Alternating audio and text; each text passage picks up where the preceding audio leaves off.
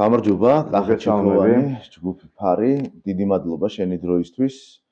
თადარიგის ვიცე-პოლკოვნიკი, დღეს უნდა ვისაუბროთ ისეთ თემაზე, როგორც არის სახელმწიფო საზღვარი. ჩემთვის, როგორც ჟურნალისტისთვის, სახელმწიფო საზღვარი ძალიან სენსიტიური თემა არის, იმიტომ რომ ბევრი წელი დაუთმე ამ საკითხის გაშუქებას და მაინტერესებს რა მდგომარეობა გვაქვს.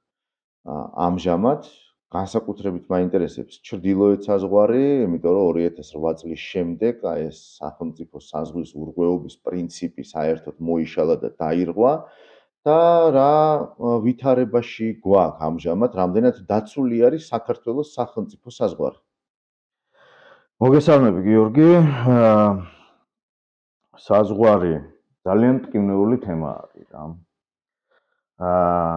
ეს არ არის ახალი ამბავი, ეს ჩვენი დამოუკიდებლობის პერიოდიდან მოყვება და პირველ რიგში მტკივნეული არის იმიტომ, რომ ჩვენ არ გვაქვს მკაფიოდ გამოყოფილი ჩვენს მეზობელ ქვეყნებთან ის ზოლი, რომელსაც სახელმწიფო საზღვარი ქვია.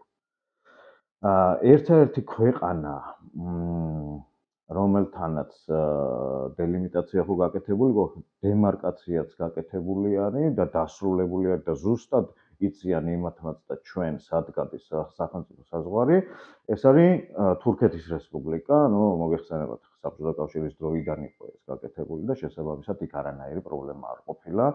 მათ აღიარეს ჩვენი ტერიტორიული მთლიანობა და შესაბამისად საბჭოთა კავშირის საზღვარი გადმოვიდა ზუსტად ისევე როგორც საქართველოს საზღვარი დღევანდელ მდგომარეობაში. ხო, რაც შეეხება ჩვენს მეზობელ სომხეთს, აზერბაიჯანს და რუსეთს, აქ ეს პროცესი უკვე 30 წელია მიმდინარეობს და ჯერაც თუ არ დასრულებულა კი არა და რაღაც მომენტში საერთოდ გაჩერდა. ანუ რო ახსენეთ, აქ საუბარი არის სომხეთთან და აზერბაიჯანთან საზღვრის გარკვეულ მონაკვეთებზე, რომელიც დარჩა შესათანხმებელი. ნახე როგორ არის დარჩა შესათანხმებელი, მაგრამ აქ შეთანხმებები, ასე ვთქვათ, შედგა ექსპერტების დონეზე. აქ სახელმწიფოების დონეზე შეთანხმებამდე არ მისულა საქმე, იმიტომ რომ დელიმიტაცია უნდა გაკეთდეს თავიდან ბოლომდე. ანუ ექსპერტები უნდა შეთანხმდნენ თავიდან ბოლომდე საზღვრის იმ მონაკვეთზე, რომელზედაც მუშაობენ. შემდეგ ეს უნდა წარედგინოს სახელმწიფო კომისიებს და მათ უნდა გადაწყვიტონ უკვე ის პრობლემატური საკითხი, ესე ტარგეტულად და კონკრეტულად იმ მონაკვეთებში, სადაც ექსპერტები ვერ შეთანხმდნენ. ექსპერტები შეთანხმდნენ იმ მონაკვეთებზე, რომელიც არის, ასე ვთქვათ, ხელის გულზე დევს და იქ არანაირი პრობლემა არ არის არც ერთი მხრიდან, არც მეორე მხრიდან, მაგრამ დარჩენილი მონაკვეთები, თუმცა ეს არ ეხება მარტო იმას, რომ ექსპერტები ვერ შეთანხმდნენ, რა, ეს ეხება ასევე იმ სიტუაციას და იმ ვითარებას, რაც 2008 წლის მერე და ძირითადად საქართველოს რუსეთს შორის წარმოებული საბრძოლო მოქმედებების მერე დაიწყო, რომ იქ გაჩერდა პროცესი ძირითადად რა. იქ იყო მონაკვეთები, რომლებიც შესაძლებელი იყო შეთანხმებულიყო, თუმცა თვითონ პროცესი გაჩერდა პოლიტიკური და მიზეზების გამო. დღეს გვაქვს ესეთი სიტუაცია, რომ რუსეთის ფედერაციასთან დაახლოებით ალბათ სადღაც 67-68% არის შეთანხმებული საზღვრის მონაკვეთის. აზერბაიჯანის რესპუბლიკასთანაც სადღაც ესე 60%-ის ფარგლებში და სომხეთის რესპუბლიკასთანაც დაახლოებით ეგრე და სადღაც 35-40% საზღვრის მონაკვეთების არის აბსოლუტურად ღია. ღია ბჭყალებში ვიძახი, ღია არ არის, რა თქმა უნდა, იქ ჩვენი მესაზღვრეებიც და იმათი მესაზღვრეებიც იცავენ, თუმცა ეს იწვევს სხვადასხვა ტიპის პრობლემებს ერთმანეთთან ურთიერთობაში. არის მონაკვეთები, მაგალითად, ერთ-ერთი მძიმე მონაკვეთი არის, შეიძლება ითქვას, საქართველოს, სომხეთ, აზერბაიჯანის საზღვარი, სადაც აი ეს სამი საზღვარი ერთმანეთს კვეთს. და ეხლა სომხეთს და აზერბაიჯანის შორის რა ურთიერთობა იყო, თქვენ კარგად მოგეხსენებათ და შესაბამისად რაღაცა პერიოდში ეს საბრძოლო ბჭყალებში მოქმედებების ველი ველათაც კი შეგვიძლია ნუ იმ აფსოფლებში ისმოდა კიდევაც აფეთქებების და ჭურვების იქ დანაღმული არის ტერიტორიის ძალიან დიდი ნაწილი და რაღაცა მცდელობები იყო ამ განაღვით ოპერაციების როგორც საერთაშორისო ჩართულობით, ასევე სამი ჩვენი ქვეყნის მოლაპარაკებებით. თუმცა მე ბოლო პერიოდში არ მსმენია, რომ ეს პრობლემა მოგვარებულია და ეხლა დაახლოებით 5-6-7 წლის უკან რო პრობლემა მოგვარებული არ იყო, ეს ნამდვილად ვიცი, რომ ის პრობლემური მონაკვეთი იყო. ასევე პრობლემური მონაკვეთები გვაქვს აზერბაიჯანთან მიმართებაშიც, ხო?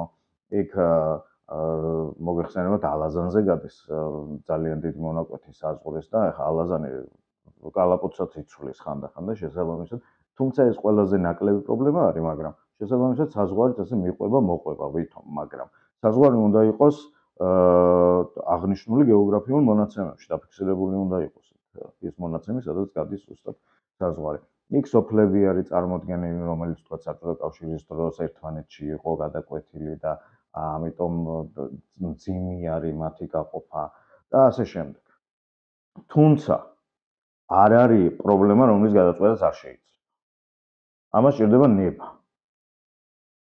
და ვერაუვლი გვერდს დღევანდელ პოლიტიკურ ვითარებას ახლა.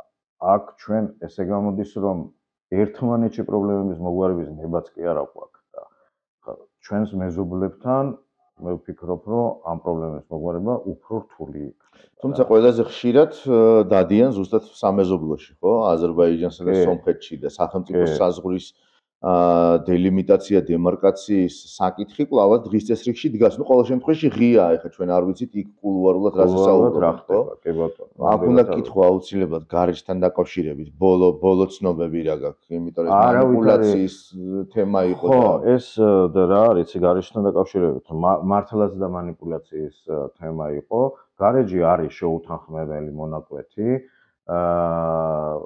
ძალიან საფრთხილო საკითხი არის როგორც ჩვენი მხრიდან, ნუ მოგეხსენებათ ახლა რატომაც და ეს ჩვენი რა ვიცი ისტორიული, კულტურული მემკვიდრეობა და ჩვენი მწამსია და ასე შემდეგ. მაგრამ ასევე საფრთხილო არის მათი მხრიდანაც. და აქ თავარი ის არის, რომ გარეჯი საქართველოა ლოზუნგიდან გავიდა უკვე მე რამდენი წელია, ხო მე 5-6 წელი გავიდა. და იმის მერე არაფერი არ მომხდარა, როგორც მე ვიცი რა. სად არის გარეჯი საქართველოა და რატო არ დაიძრა მხოლოდ ეს საკითხი მაინც რა. იმიტომ რომ როგორც ყველაზე ერთ-ერთი სენსიტიური თემა არის ჩვენთვის, ხო? ესეთ ხელშესახები თემა არის ჩვენი მოსახლეობისთვის და აი ყველა მაგაზე ლაპარაკობდა, შეიძლება ეხლაც ლაპარაკობს. არანაირი წინსვლა არ არის მაგასთან დაკავშირებით, როგორც მე ვიცი ყოველ შემთხვევაში რა. გარეჯის თემა როგორ არის, იცი რომ თქვა იქ ხო იცი სამხრეთ ფერდობზე არის ლაპარაკი რა, სადაც არის კელიები და რომელიც გადის ანუ თხემის ჩრდილოეთ ნაწილი და სამხრეთი ნაწილი, ხო? ნუ როგორც ხდება ხოლმე რა, საზღვარი გადის რაღაცა გეოგრაფიულ ნიშნებზე და შესაბამისად აი ეს თხემის თავი რაც არის, იქ იყო გასული საზღვარი საბჭოთა კავშირის დროს, როცა აი რესპუბლიკები ვიყავით ჩვენ რა. კიდევ ერთხელ ვიტყვი და გავიმეორებ, რომ ამ თემაზე მუშაობა მიდიოდა.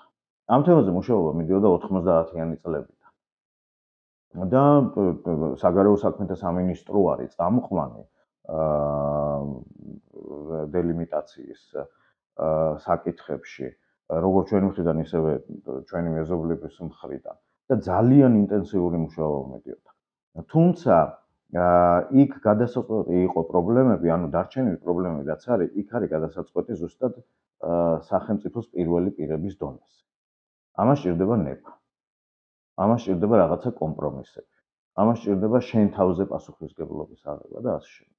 აი მაგიტომაც არის, მე ვფიქრობ, რომ ვერც ერთმა ხელისუფალმა ვერ აიღო თავის თავზე პასუხისმგებლობა, რომელიც ერთხელ და სამუდამოდ დაალაგებდა საზღვრის საკითხს.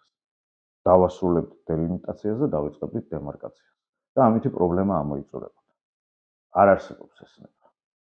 რაც შეეხება ჩრდილოეთ საზღვარს, ну წარმოგიდგენია ახლა იქ რა პრობლემები იქნება, ხო?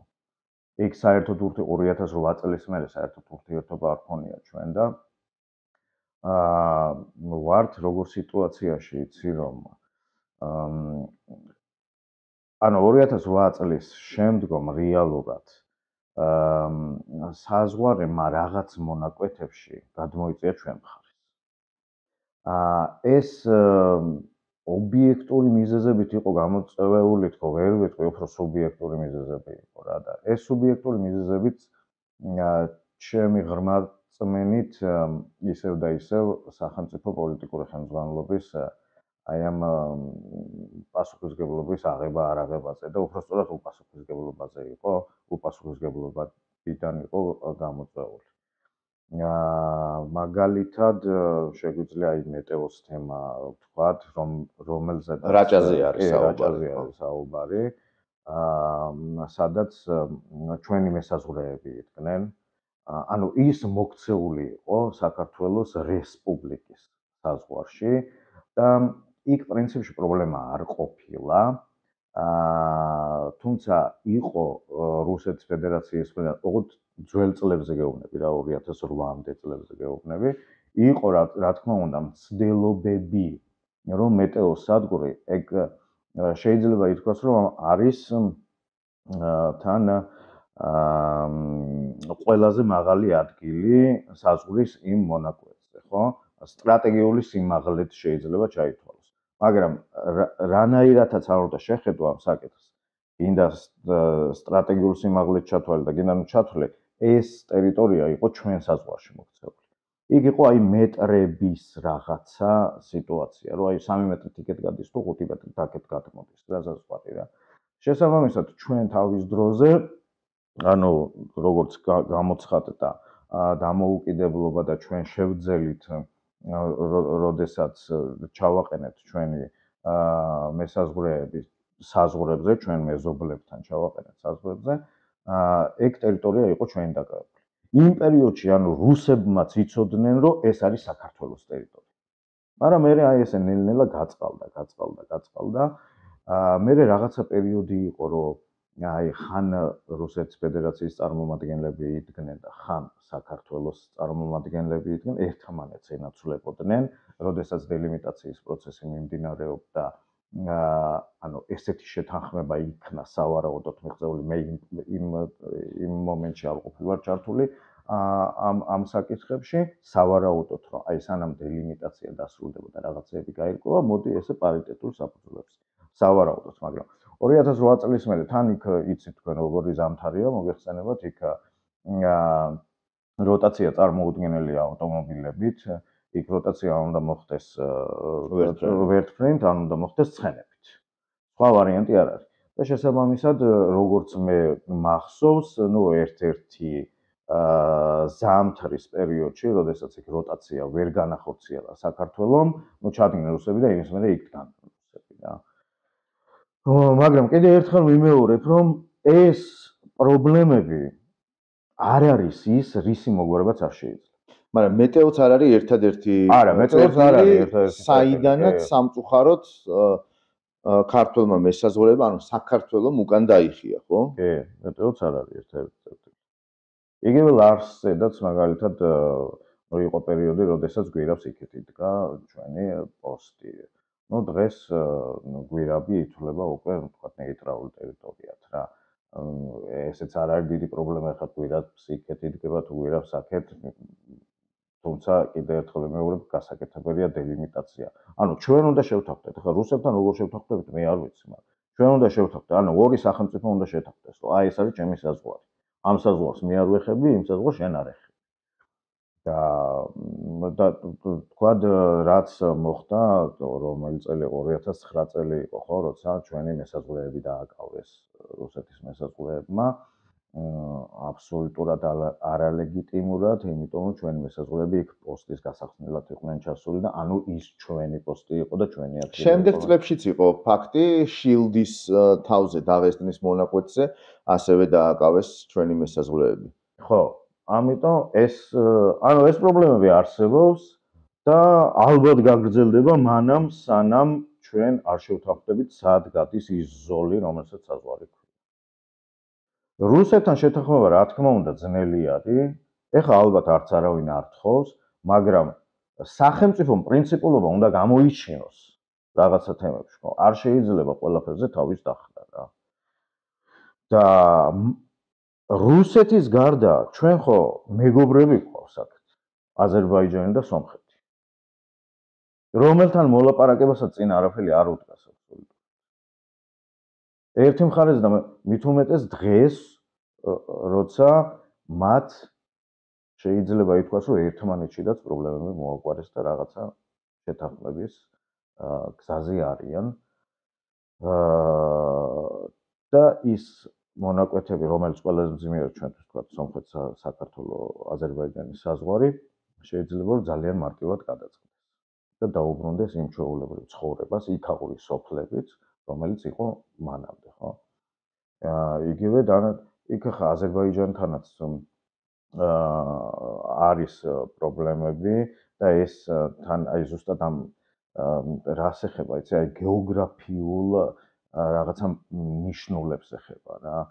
ვთქვათ, იყო იქ რაღაცა საირიგაციო არხი, რომელზედაც გადიოდა პირობითი საქართველოს რესპუბლიკის და აზერბაიჯანის სოციალისტურ რესპუბლიკებზე ლაპარაკი საზღვარი, ადმინისტრაციული რა რეალურად. ეს საირიგაციო არხი ვთქვათ მოიშალა და მე გადავიდა სხვა ადგილას. ეს საზღვარი გაყვა იმ არხს თუ არ გაყვა, დღეს სად არის, რა მდგომარეობა, როგორ უნდა გავყოთ ის ტერიტორია, რომელიც იმ საირიგაციო არხს გადაყვა, ვთქვათ, ხო? აი ესეთი ელემენტარული პრობლემებია და უბრალოდ ამ პრობლემებს ჭირდება ნება. ამ პრობლემების მოგვარება. რომლის შესახებაც სამწუხაროდ მე არაფერი მსმენია და არც მე სამწუხაროდ. კახა, უნდა კითხოთ აუცილებლად თვითონ საზღვრის კონტროლის მექანიზმებზეც, ხო? აქამდე ჩვენ სტრატეგიული მოკავშირეები გვეხმარებოდნენ აღჭურვაში, საგუშაგოების მოწყობაში და ასე შემდეგ და არა მხოლოდ, ხო, საკონტროლო გამშვებ პუნქტების მოწყობაში.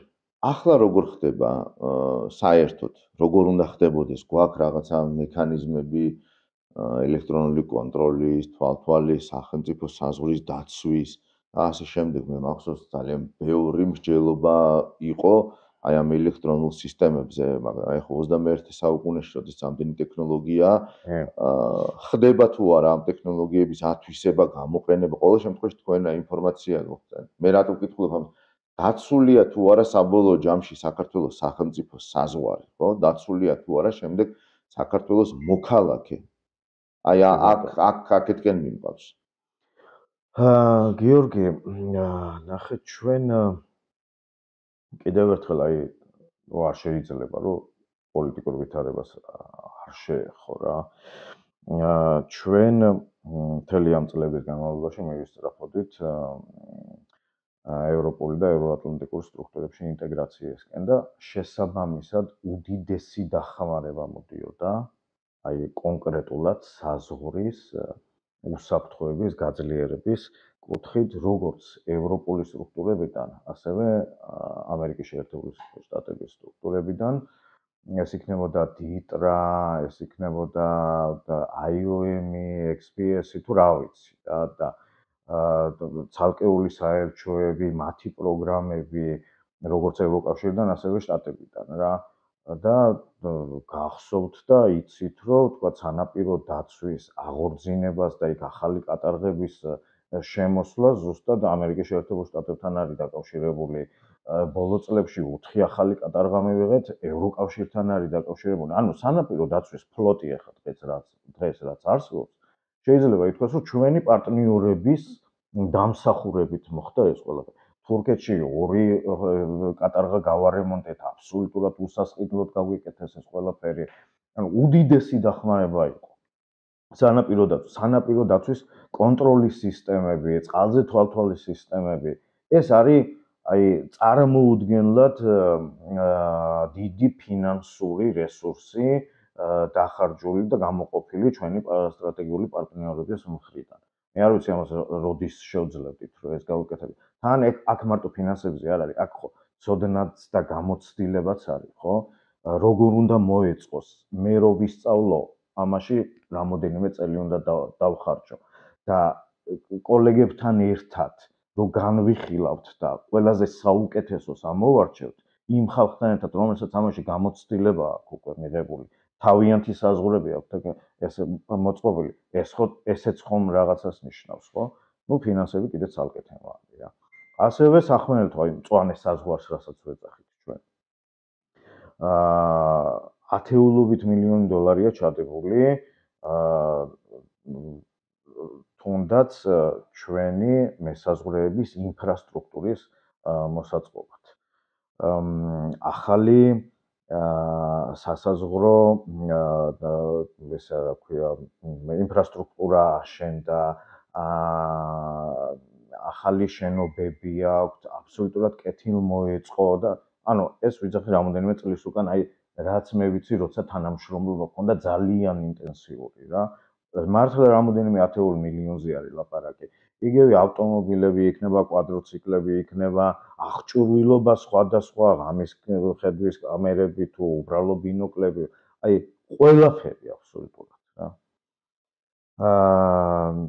ელექტროენერგიის მიყვანა, ინტერნეტის მიყვანა სასაზღვრო პოსტებზე. ნუ სახლში რო ინტერნეტი გამოყავს, ხო რა გიჩნდებოდა. ეხლა წარმოიდგინე 2000 და 2500 და 3000 მეტრზე რომ უნდა აიყვანო ინტერნეტი და ელექტროენერგია რომ უნდა მეიყვანო, რა შეიძლება დაჭდეს და იქ ინფრასტრუქტურა რო გააკეთო ისეთი, რომ ელემენტარულად მესაზღვრეს შეეძლოს გადაადგილება თავის პერიმეტრში და იმ საზღვრის კონტროლი, ხო? ეს ხო ადვილი არ არის, ანუ ჩვენ გვაქვს სასაზღვრო პოსტები, რომელიც 3500 მეტრზე არის. ანუ მათი დასაცავი მონაკვეთი 3500 მეტრზე გადის, 3000-დან 3500 მეტრზე და ხო წარმოგიდგენიათ როგორ პირობებში უწევთ თან მესაზღვრეებს მუშაობა რა. შესაბამისად ეს იყო დახმარება, რომელიც ჰაერივით აუცილებელი იყო სასაზღვრო სტრუქტურისთვის რა. მისი ინფრასტრუქტურის მოსაწყობა და მისი შესაძლებლობების გასაუმჯობესება. დღეს რა ვითარება წარმომიდგენია? ნუ ალბათ არ ახალი არის, რომ ჩვენი სტრატეგიული პარტნიორები ტრებად გამოვაცხადებთ რამის და მათ ალბათ სურვილიც აღარ ექნებათ უბრალოდ რომ დაგეხმაროთ, ხო? ესეთ თემებში. თუმცა რა ინფრასტრუქტურაც მოეწყო მათი დახმარებით და ასევე ჩვენი მხრის ძალიან დიდი ძალისხმევით ეს იძლეოდა საშუალებას, რომ შესაძლებელი იყო, რომ გვეთქვა, რომ აი საზღვრის დაცვის კომპონენტი ვითარდება და რამოდენიმე წლის და ეს იყო მოკლევადიან პერიოდში ჩვენ სრულად შეგვეძლებოდა დაგვეფარა საზღვრის დაცვა ელექტრონული სისტემით. ელექტრონული სისტემების გარეშე დღეს საზღვრის დაცვა არის შეუძლებელი. აქ არის უდიდესი ძალისხმევა ჩადებული. დაწყებული თურქეთ-საქართველოს საზღვრიდან დამთავრებული საქართველოს-რუსეთის საზღვრამდე. საქართველოს-რუსეთის საზღვარზე ამ ინფრასტრუქტურის მოწყობა ცოტა ძნელი არის, თუმცა მიმდინარეობდა დაგეგმილი იყო. ნუ გეოგრაფიული მდგომარეობიდან, გეოგრაფიული სიტუაციიდან გამომდინარე რა, იქ მას მეტი დაგეგმარება ჭირდებოდა და შესაბამისად უფრო მეტი სახსრებიც იყო საჭირო. მაგრამ საქართველოს-რუსეთის საზღვრის მონაკვეთზე რაც მოხდა კარგი და ეს ძირითადად დიტრას დახმარებით იყო თუ არ ვცდები, აშენდა აბსოლუტურად ახალი ინფრასტრუქტურა მესაზღვრეებისთვის თითქმის ყველა სასაზღვრო პოსტზე. თითქმის ყველა. იქ იყო დარჩენილი რამოდენიმე, სადაც ასევე გეოგრაფიული მდგომარეობიდან გამომდინარე უფრო მეტი დაგეგმარება იყო საჭირო, თუმცა ისიც დაგეგმილი იყო. ეხლა ამ წუთას მე არ გამიგია, რომ ეს ყველაფერი გაგრძელდა, რაც იყო დაწყებული, ის დასრულებული არის. კახა, პრინციპში ალბათ ბოლო კითხვა, ბოლო საჯარო ინფორმაცია, რაც სახელმწიფო სტრუქტურის მიერ იყო გავრცელებული, იყო აუდიტის დასკვნა, რომელიც არასახარბიელო ალბათ ყველაზე რბილი სიტყვა არის, რომ დავახასიათო შინაარსი და კრიტიკას ვერ უძლებდა. ხო არ გაქვთ ინფორმაცია, რის გამო ერთი და აი შემდეგ რამე გამოსწორდა თუ არა მიმართულებით? არასახარბიელო იყო დასკვნა, რა თქმა უნდა, მე ვიცი ამ დასკვნის შესახებ და ეს საჯარო იყო ამ დასკვნის მეთოდს 2020-ში გამოქვეყნდა ეს 2021-ში ზუსტად არ მახსოვს. მაგის მერე მე აუდიტის დასკვნა აღარ მინახია უკვე სასაზღვრო პოლიციის მიმართულებით, რომ თქვა მოგცემოდა საშუალება შეგვედარებია, რომ აი იმის მერე გამოსწორდა თუ არა რამე. რაც შეეხება 20 წლის დასკვნას, ეს ეხებოდა 19-18 წლებს და შესაბამისად უკვე იქეთ წლებს, მანამდე წლებს და ნუ ეხლა მაგას მე ვადასტურებ, რომ მდგომარეობა იყო რთული, ძალიან რთული და ზუსტად ამ პერიოდში მაგიტომაც იყო საჭირო ჩართულობა ჩვენი საერთაშორისო პარტნიორების რომ ეს მდგომარეობა გამოსწორებულიყო. როგორ უნდა გამოსწორდეს ახლა ეს მდგომარეობა ამ მოცემულობაში? მოდი ესე ვთქვათ რა, რაც შეეხება სანაპირო დაცვას მაგალითად. ჩვენ ჩართული ვართ ერთიან სისტემაში, ხო, გლობალური, თქვა და იქ და აღარ მახსოვს ახლა როგორ ხომალდების ამოცნობის რაღაც ერთიანი სისტემა და ინფორმაციის გაცვლა გამოცვლა მიმდინარეობს და ასე შემდეგ, ხო? როგორ შეიძლება შენ ჩამოეჭრა ყველაფერს, მოიკვეთო და ჩაიკეტო შენ ნაჭუჭში? ვერ განვითარდები ელემენტარულად, ხო? შენ თუ ინფორმაცია არ შემოგივიდა და ინფორმაცია არ გაეცი, შენ საქმიანობას რამენაირად წინ წაწევ? მე ვფიქრობ, რომ ვერა, როცა საზღვარზე არის და უსაფრთხოებაზე როცა არის ლაპარაკი რა. შენ თუ შენი პარტნიორებისგან არ მიიღე დახმარება, თუნდაც იმ გამოცდილების სახით, რომელსაც მათ აქვთ უკვე. როცა თან 200 კილომეტრიანი დაახლოებით ჩვენი სანაპირო ზოლი აფხაზეთის მონაკვეთი ოკუპირებული კახ, კი. ანუ დარჩენილ 100 კილომეტრზე საუბრობ, რომ აქაც ნაჭუჭი არ ხო, უდიდესი გამოწვევები არის. ნუ არ შევხებივართ და ნუ ცალკე თემა არის და ეგ ყველა მიცის უკვე, რომ თქვათ რუსეთ-უკრაინის ომმა რამდენად შეცვალა ზოგადად ვითარება უსაფრთხოების სფეროში რა და აქ ჩვენ გამორჩეულები ვერ ვიქნებით. როგორც დანარჩენ მსოფლიოს შეიცვალა ვითარება, ისე რა თქმა უნდა ჩვენთან შეიცვალა ვითარება. და ჩვენთან ვითარება უარესობისკენ შეიცვალა. უკეთესობისკენ არ შეიცვლებოდა. და ამ ვითარებას დაემატა ის, რომ ჩვენი პარტნიორებიც კი გამოვაცხადეთ მტრებად. ანუ მე ვფიქრობ, რომ მათგანაც უკვე იმდენი დახმარება აღარ მოდის, ხო? ალბათ მათგანაც აღარ მოდის ინფორმაციის გაცვლა იმ დონეზე, რა დონეზედაც იყო. სასაზღვრო პოლიციას ყავს თავისი ოპერატიული შემადგენლობა, რომელიც ინფორმაციას უნდა აგროვებდეს, თქვათ, იგივე საზღვრის დამრღვევების შესახებ, ნარკოტიკების ტრაფიკის შესახებ, თუ ხალხის ტრაფიკის შესახებ და ასე შემდეგ, მაგრამ ამ ინფორმაციას ხო შენი პარტნიორის ინფორმაცია აძლიერებს მხოლოდ და მეტი არაფერი. სად შენ შიგნიდან რო რაღაცას ეძებ გარეთ და სად შენ შიგნიდანაც და გარედანაც ერთობლივი ინფორმაციაზე დაყრდნობილ ანალიზს აკეთებ, ხო? ხო უფრო ძლიერი ხარ და როგორ ვაპირებთ ამ საკითხის განვითარებას მომავალში, ამ გადმოსახედიდან ვერ წარმოვიდგენთ.